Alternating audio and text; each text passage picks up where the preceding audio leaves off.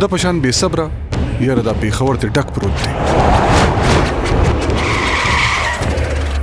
خدای دې غر کا.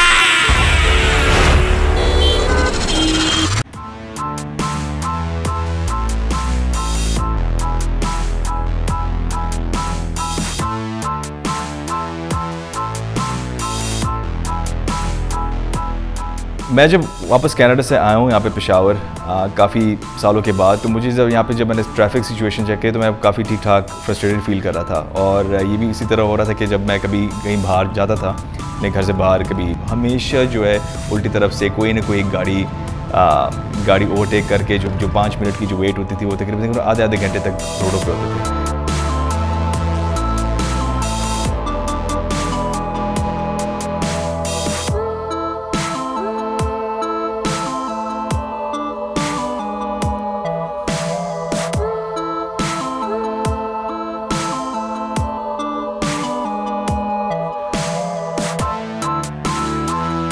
Being artists, we can only do so much कि हम एक चीज़ एक डिबेट चालू करें और उसके बारे में और लोगों के तरफ जो है हम इंफॉर्मेशन डिसमिनेट करें.